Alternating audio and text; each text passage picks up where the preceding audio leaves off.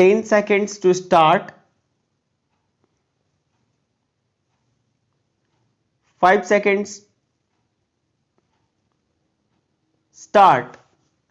It gives me immense pleasure to be here in the 18th convocation of NIT Rourkela. I feel delighted to know that NIT Rourkela is celebrating its Diamond Jubilee this year. This area of today's Odisha has been immensely rich in history and culture. It has been the cradle of scientific approach since early times. Built about 800 years ago, the Sun Temple at Konark is an example of perfect blend of art and science. I'm looking forward my visit to the temple tomorrow.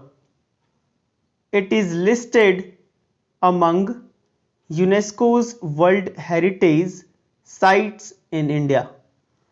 Odisha is associated with the rebuilding of our nation after independence. It was here in Rourkela that one of my illustrious predecessors, Dr. Rajendra Prasad, the first President of India, dedicated to the nation the first blast furnace of a large steel plant in India.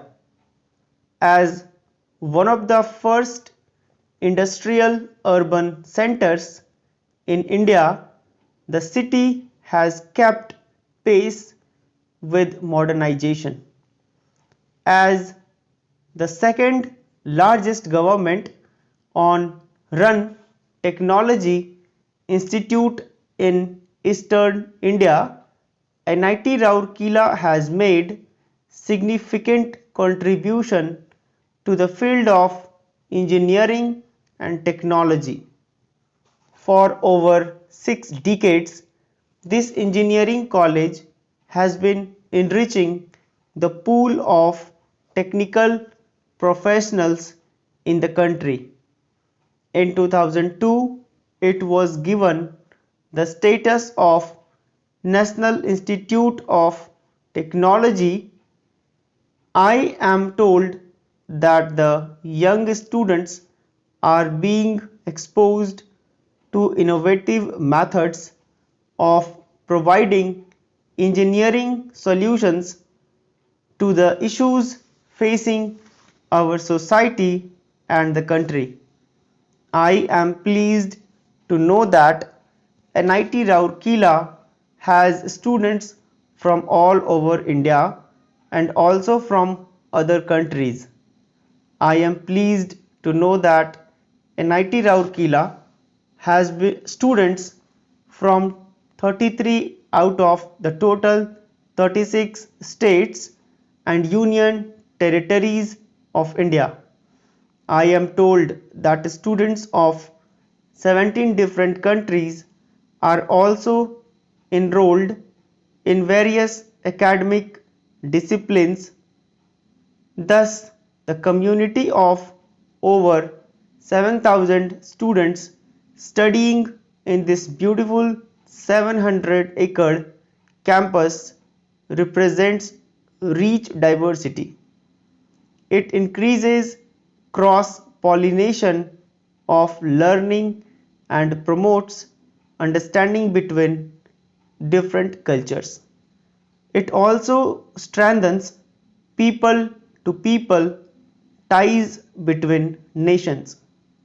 Ladies and gentlemen, its 25,000 plus strong alumni has a large number of corporate leaders, academic and research institutes in India and abroad. I am sure that the alumni of this prestigious institute will be a source of inspiration for the students here. I am sure that the students graduating today will strengthen the rich legacy of this institute. Dear students, graduation is an important stepping stone in your life. I am sure all of you have worked hard to reach this stage today. I am sure you are eager and excited to contribute to the world and bring about change in the lives of the people. Today, you are taking countless memories with you. I have been told that your vibrant campus is full of extracurricular activities. There are large number of clubs engaged in debating, dramatics, music and other cultural activities. I have been also told about some interesting names like Mavericks and Pantomime. I have also been informed about the canteen, which is interestingly named as Hexagon, and the other canteen with a serious name, Homi Bhabha Canteen, has been naturally abbreviated as HB Canteen for popular usage. But beyond the little joys and sorrows you take away from here, there is a huge responsibility on each one of you to pay back to the society and country which have contributed to your education and success so far. Some of you would be joining job responsibilities while others may pursue higher studies. The stage of life in which you find yourself today is usually full of dreams and aspirations on the one hand and uncertainties and apprehensions on the other. This is also the time to make major life decisions, starting a new job, pursuing your dreams, supporting your family, or starting a new one. While doing all this, I urge you all to introspect. What are the values and principles you stand for? What is the kind of career you want to pursue? By far, the most important point of introspection is what kind of person you want to become.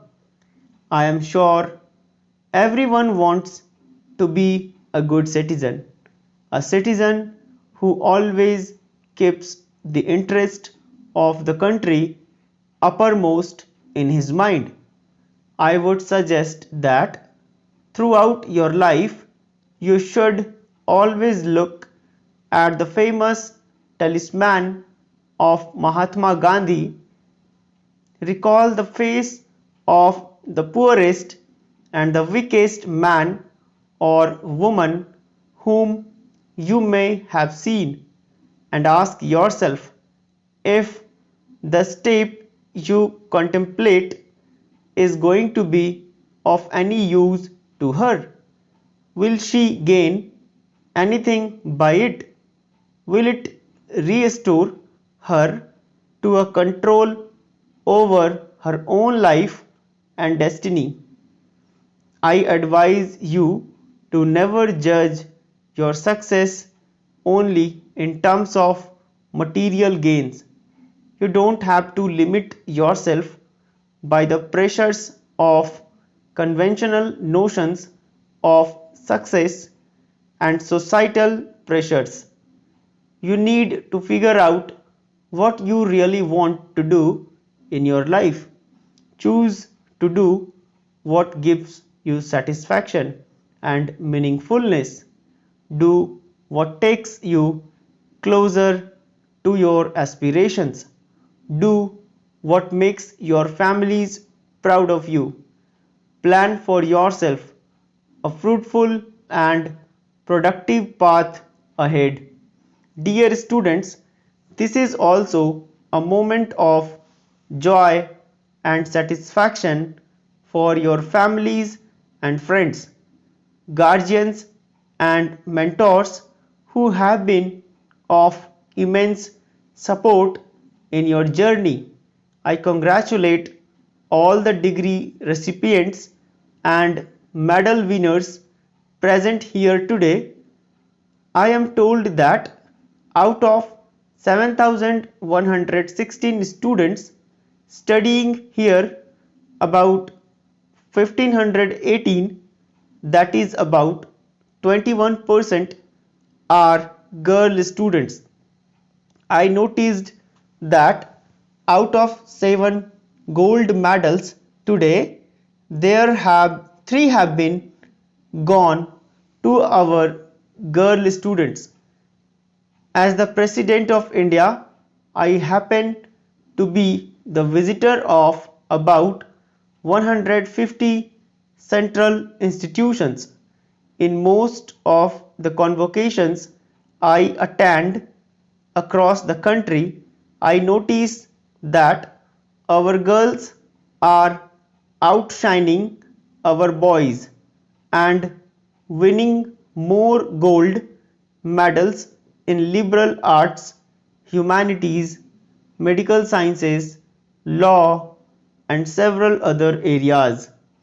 This is indeed a heartening trend and reflect the potential of our daughters. However, it has been observed that the enrollment of women in technical and scientific disciplines is low.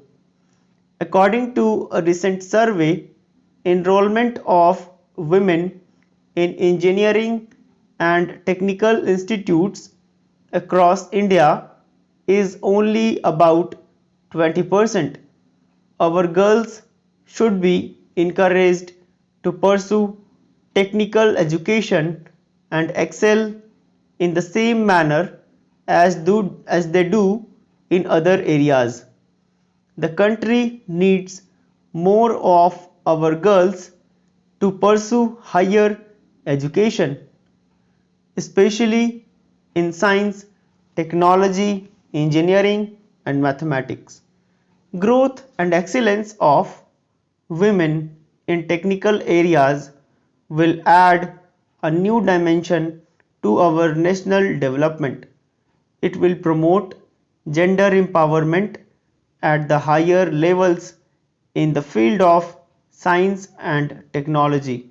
It will help women break the glass ceiling in one of the most important spheres in the world of 21st century. Ladies and gentlemen, and my dear students, a university and institution must contribute towards empowering the community in its surroundings. I have been advocating for universities' social responsibility in line with corporate social responsibility. I am happy to note that NIT Rourkela has adopted 5 villages as part of Unnat Bharat Abhiyan. I am told that NIT Rourkela is upgrading science laboratories and providing computer education in these villages. I am also told that a poverty alleviation research center at this campus works for the less privileged people of Kalahandi, Balangir, and Koraput region of Odisha. I appreciate you all for these commendable initiatives. I interacted with vice chancellors and directors of various central universities and institutions as part of the deliberations prior to implementation of the National Education Policy 2020. The policy envisions that engineering institutions should move towards more holistic and multidisciplinary education with increased emphasis on arts and humanities. I am happy to learn that NIT Rourkela has already adopted this approach to a certain extent. I am sure that you will take the process further and will also work towards implementing other salient features of the National Education Policy. One of the objectives of the National Education Policy is to make India global knowledge superpower in 21st century. Institutions like NIT Rourkela have to play a major role in achieving these national aims.